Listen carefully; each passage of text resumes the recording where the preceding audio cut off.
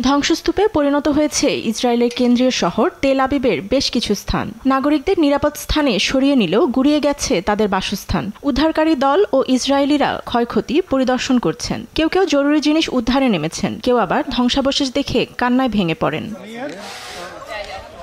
অন্যদিকে ইসরায়েলকে সহায়তা করলে যুক্তরাষ্ট্র, যুক্তরাজ্য ও ফ্রান্সের সামরিক ঘাঁটি গুঁড়িয়ে দেওয়ার হুঙ্কার দিয়েছে ইরান। সরকারের এমন মন্তব্যে পূর্ণ সমর্থন দিয়েছেন ইরানের জনসাধারণ। চোখের বদলে চোখ নেয়ার দাবি জানিয়েছেন তারা। ইসরায়েলি হামলায় ক্ষতিগ্রস্ত একটি পরিবারের সদস্য বর্ণনা করে এর ভয়াবহতা। শুধু অসুস্থ মা ও পরিবারের জন্য নয়, পুরো দেশের হয়ে বদলা চান তিনি।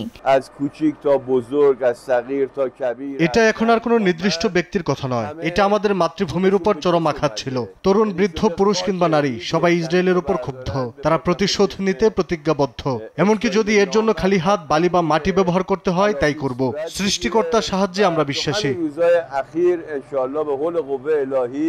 এদিকে ইসরায়েলি প্রতিরক্ষা বাহিনী আইডিএফ ঘোষণা দিয়েছে ইরানের ক্ষেপণাস্ত্র হামলা অব্যাহত থাকবে। আইডিএফ আরও জানায় তেহরানের প্রতিরক্ষা ক্ষমতা এখন শূন্যে। ইসরায়েলি প্রতিরক্ষা মন্ত্রী ইসরায়েল কাটজ বলেছেন, ইরান ক্ষেপণাস্ত্র হামলা বন্ধ না করলে এর কঠিন জবাব দেবে ইসরায়েল। ইরানের শীর্ষ নেতা আয়াতুল্লাহ আলী খামেনিকে হুমকি দিয়ে কাটজ বলেন, জ্বালিয়ে দেওয়া হবে তেহরান। এদিকে দুদেশের পাল্টাপাল্টি হামলার কারণে ইরান ও এর পার্শ্ববর্তী দেশগুলো আকাশসীমা ব্যবহার এড়িয়ে চলছে বিমান পরিবহন। ফ্লাইট ট্র্যাকারের এক ফুটেজে দেখা যায় নিরাপত্তার স্বার্থে এসব এলাকায় বিমান চলাচল বন্ধ রয়েছে। ফাতেমা তাসনিম, নিউজ ডেস্ক, দেশ টিভি।